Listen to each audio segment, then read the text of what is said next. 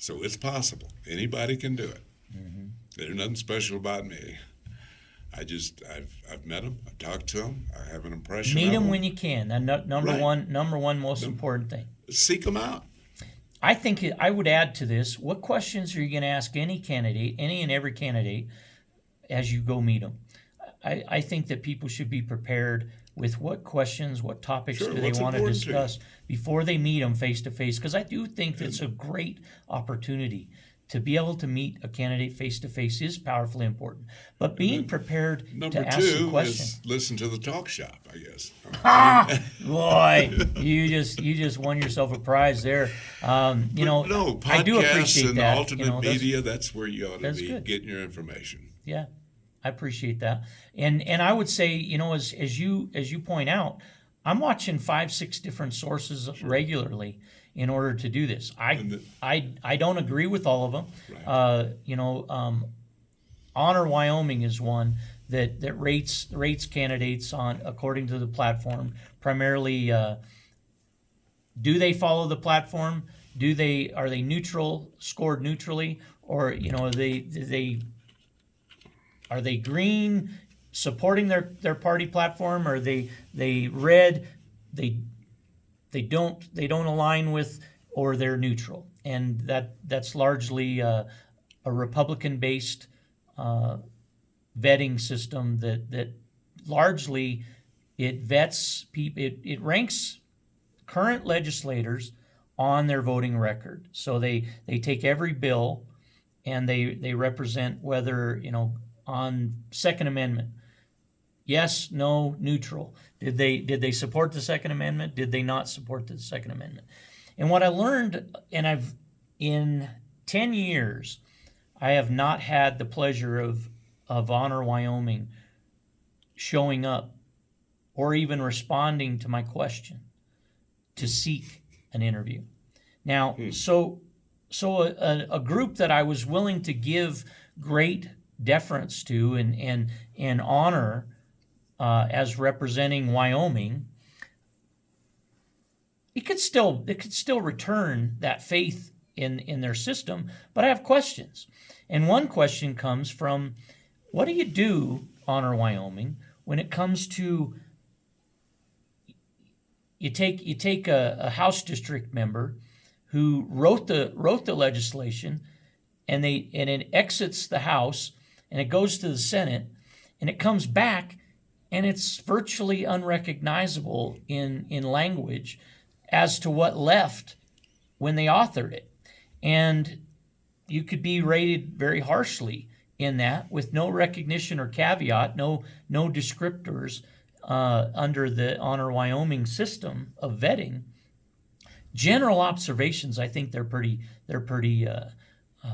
succinct. I think that they can be a good, valuable resource for some people. But if you don't scratch below the surface and ask some greater questions, you can go to the polls a little misguided in some of these respects overall. And I think that happens also. And unless you pay a lot of attention to some of these things, So you some people don't know the necessarily right wanna questions to rely on ask. one source. I think the source is big and important. Right. I think friends of friends and friends of family, an undoubtable valuable source for people. I trust my family. What do they think? I'll likely think like them more than I'll think dislike them. So perhaps that's the case. Now, there are families and friends that you go 30 years and come up around the wrong topic or the right topic, and you won't ever talk to each other again for the next 30 years. It's just the way of what's that rule, Bill? Don't talk religion, don't talk politics. Is that anything you've ever heard before? So it used to be an inviolate rule in the bar business is you did not talk politics or religion. Right. But I was in Scotland and Ireland last week, and they told me that is definitely not the case in those countries. They said that's the only reason we go to the pub is so we can talk about religion and politics. It's open, huh? But then you find out that in Belfast there's still a wall separating the Catholics and the Protestants, and they lock the gates every night. Wow. So I don't know if they need to do more or less talking, but something needs to change there. Well, Bill, you have been most gracious with your time. As I always want to do, what have we not covered that you wanted to, or that others wanted you to? There's two things I want to say. Let's do it. Number one, everything I've said today is my own personal opinion. I don't represent anyone. Okay? Certainly don't represent the Republican Party. Secondly, I think part of this issue about internally who's a Republican, who's not a Republican, I think it's part of the problem is how we select candidates. And I don't really know why the voters in Wyoming are asked to pay for a primary election. I don't really understand that. I'd like to see us go back to a caucus system. I think we're the right size and the right culture, kind of like Iowa, to support that system. I think it would be an opportunity for people who maybe don't have other opportunities to be involved in politics. You show up at the caucus, you listen to all these candidates, and then you vote for them right there in person, live. And they represent the party instead of forward. just showing up at the poll on the day of and saying, "Oh, well, Jones, that's a pretty name. I'm going to vote for that." Right. So a caucus would require voter participation. Iowa, they campaigned for about 6 months. Mm-hmm. We get about 60, maybe 90 days after filing closes to campaign. Well, actually 78. If you take May 13th, May 14th, filing opens for candidate filing in Wyoming. It generally closes the end of May, and then June 1, it's on like Donkey Kong. And so that's June, July, and 18 days of August. But as I've said this to many candidates. If you don't campaign in June and get the information out that's necessary for people to make a qualified decision before July 1st or July 4th, you're missing voters. Yeah. And you are your own person to blame if you are not in it to win it beginning. Or like you said now, if you're not in it right now, you might be losing right off the bat. Right. Our summers are so short that, once the weather gets nice, people aren't thinking about politics. Yeah.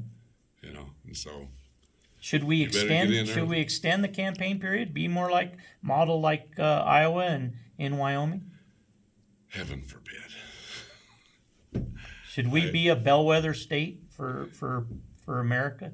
I don't really have an opinion one way or I don't another either. there.